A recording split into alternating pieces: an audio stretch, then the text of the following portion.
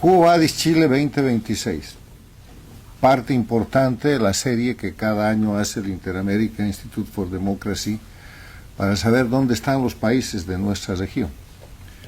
35 países que en este siglo se dividieron entre las dictaduras y los países democráticos, con una gran presión de ese sistema dictatorial que representó la expansión de la dictadura de Cuba, la única al empezar este siglo, y que después puso bajo su modelo a Venezuela, al Ecuador con Correa, a Bolivia, a Nicaragua, pero además de hacer eso, expandió su influencia a través del manejo de la intervención, de la presión y de la participación en elecciones, penetrando las democracias de todas las Américas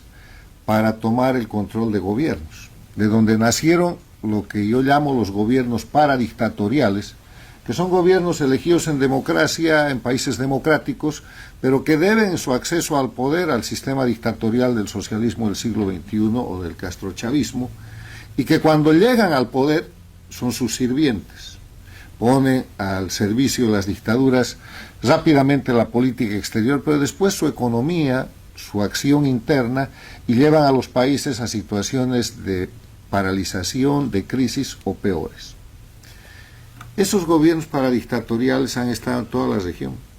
Van desde los Kirchner en la Argentina, vean el estado en que han dejado ese gran país. Pasan por el Uruguay con Pepe Mujica, recorren el Paraguay con el obispo Lugo, pasan por el Perú, están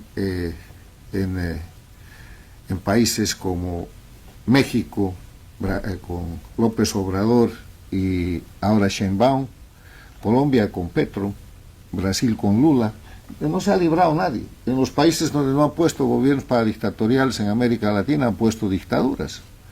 Entonces, Chile no ha sido la excepción. Y el tema que hay que marcar puntualmente en estas conclusiones, después de tan brillantes exposiciones, es que Chile acaba de salir de ser un gobierno paradictatorial, de ser un gobierno sirviente al sistema de las dictaduras de la región, del socialismo del siglo XXI, del castrochavismo. Tremendo país que ha sido subordinado a la política exterior y al soporte, no solamente económico, sino político e inclusive sacrificando su seguridad interna para sostener a las dictaduras de Cuba, de Venezuela, para sostener y complacer la dictadura de Bolivia con Evo Morales y después con Arce Catacora, sufriendo consecuencias horribles como aquella que fue resuelta por el pueblo chileno cuando ganó el referéndum constitucional. Lo que le estaban tratando de hacer a Chile no era un proyecto chileno, era el proyecto transnacional que repetía la agresión contra Venezuela, contra Ecuador y contra Bolivia, a los que el socialismo del siglo XXI ha convertido en estados plurinacionales para dividir la unidad nacional. Y lo que hizo Chile en esa votación fue derrotar el intento plurinacional y asentar la nación chilena como principio, y ese es el punto de quiebre donde vemos un Chile que empieza a resurgir y que termina con la elección del nuevo presidente que ahora empieza su gestión. O sea, estamos frente a un Chile que sale victorioso, deja de ser parte de la órbita del socialismo del siglo XXI, pero el Chile que dejan, como aquí se ha mostrado, es un Chile endeudado, un país frenado, un país conflictuado, un país amenazado en términos de seguridad, de crecimiento económico y de control de migración. Un país penetrado por cientos de miles de migrantes venezolanos, muchos de ellos víctimas de la dictadura del socialismo del siglo XXI en ese país, pero muchos de esos operadores del gran mecanismo que se llama guerra híbrida, que es el mecanismo con el que las dictaduras castrochavistas han agredido durante todo este siglo a todos los países de las Américas, incluyendo a los Estados Unidos, con mecanismos de guerra híbrida que no son otra cosa que la migración forzada, el narcotráfico. Acaba de salir un reporte diciendo que una ciudad chilena, Copiapó, es la tercera ciudad en el mundo que consume cocaína. O sea, algo horroroso. después de una ciudad en Canadá y otra en la Gran Bretaña. Y obviamente la cocaína del vecino de Bolivia, que no solamente pretendió cambiarle la constitución a Chile, con asesores directos como García Linera participando de ese proceso, sino que intervienen de una forma que genera no solamente el daño al pueblo chileno, sino también al pueblo boliviano, donde la prevalencia en el consumo de droga en Bolivia, el año 2003, cuando derrocaron al gobierno democrático, era de 7 bolivianos por cada 100.000. Hoy día es del 10%, porque consumes lo que produces. Volviendo al tema, Chile en el año 2026, el Quo Vadis Chile, conforme aquí se ha planteado desde diferentes puntos de vista, todos brillantes,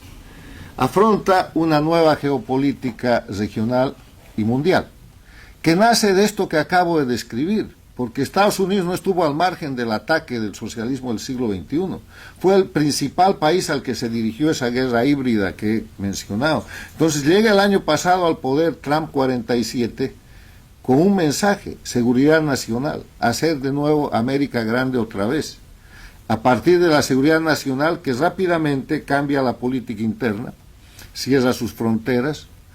empieza a identificar de dónde viene la agresión del narcotráfico y la penetración con crimen común a través de la migración forzada, el tráfico de personas, la difusión interna de noticias falsas, el financiamiento de política local con dinero del narcoterrorismo y un largo etcétera, y pone en marcha un mecanismo que se termina expresando en el documento que se llama Estrategia de Seguridad Nacional, que cambia no solamente la política norteamericana, sino la geopolítica en el hemisferio occidental, las Américas y en el mundo. Y que prioriza la seguridad nacional de Estados Unidos, que resulta siendo la seguridad nacional de las democracias, de Chile y de todos los países de América Latina, y que tiene un avance en 3 hechos históricos desarrollados rápidamente en el último año en la región. Primero, la operación Lanza del Sur, que empieza a atacar, van por más de 100 operaciones y a hundir embarcaciones de narcotraficantes, con la muerte de los narcotraficantes en el Caribe y en el Pacífico. Después viene la operación del 3 de enero, que captura al dictador narcoterrorista venezolano que hoy día es reo de la justicia americana, Nicolás Maduro, y después viene la organización de la iniciativa que se llama el Escudo de las Américas. Y Chile está en todo eso. Está en todo eso, al principio a regañadientes, pero por presión internacional, incluso bajo el gobierno de Boric, marca una diferencia con relación a la posición venezolana, pero sigue siendo paradictatorial respecto al sostenimiento de la dictadura de Cuba y todo lo demás. Entonces, en ese sentido, ha retornado la doctrina Monroe con el corolario Trump, y eso no es poca cosa, porque la doctrina Monroe, que fue proclamada en 1823, hace 203 años, protegía a todos los territorios que estaban en proceso de independencia o repúblicas nacientes de las Américas del colonialismo europeo. El corolario Trump protege de la intervención, de la penetración de cualquier otra potencia que no esté en el hemisferio occidental. Y la señal, sin decirlo, es a China, es a Rusia, es a Irán. Y el objetivo central es sacar a China de la alta presencia que tiene en las Américas a través de inversiones estratégicas, a través de una serie de cuestiones que se produjeron por el retiro norteamericano que sucedió básicamente después del 9/11, con cambio de política exterior que abandonó América Latina, cosa que también confiesa el documento americano. Las conclusiones de la realidad objetiva: primero, Chile no solamente es una potencia económica, es la más importante potencia militar de América Latina. No hay ejército, no hay fuerza aérea, no hay marina que supere en América Latina, el Río Bravo para abajo, las capacidades chilenas, que es la única fuerza armada que está en capacidad de integrarse para los parámetros de la OTAN. Eso no es poco decir en el marco de una doctrina global de seguridad nacional. Segundo, es un país con capacidad de crecimiento, con capacidad de recuperación, que ha de ser visto como un factor regional de estabilidad, no solamente económica, sino también democrática. Chile tiene un papel muy importante que jugar en el liderazgo de la recuperación y el fortalecimiento de la democracia en las Américas, en América Latina, a partir de un elemento que aquí se ha señalado, que es la batalla cultural. Si en Chile se ha podido ganar la batalla cultural para que el actual presidente gane una elección como la ha ganado, hay que librar esa batalla cultural en la Argentina, en el Perú, en Bolivia, en el Brasil, en todos los países bajo esta influencia de la delincuencia organizada transnacional que se convirtió en política, que se llama el socialismo del siglo XXI y que se presenta como izquierda. Para mí no hay un eje de confrontación de derechas e izquierdas en América Latina. El eje de confrontación es el crimen organizado contra la democracia y la libertad. Las izquierdas del siglo XXI en América Latina son dependencias criminales del más exitoso centro de delincuencia organizada que se llama Cuba. Y si Chile ha podido ganar la batalla cultural, hay que mirar esto con mucha atención y repetir y mejorar esa opción en los países de América Latina. El nuevo ciclo que se inicia, que se ha marcado con seguridad, crecimiento económico y control de migración, plantea un reto al nuevo presidente entre la popularidad y la efectividad. Y yo espero que el gobierno de Chile no sea un gobierno populista, sino efectivo. La diferencia en esa dinámica es que hay gobiernos que gobiernan para la próxima elección y otros que gobiernan en el futuro para la próxima generación. El gobierno actual tiene da toda la impresión de que es un gobierno que va a priorizar la efectividad a la popularidad. Frente a esto, concluyo diciendo que Chile tiene la oportunidad y el desafío de ser más grande.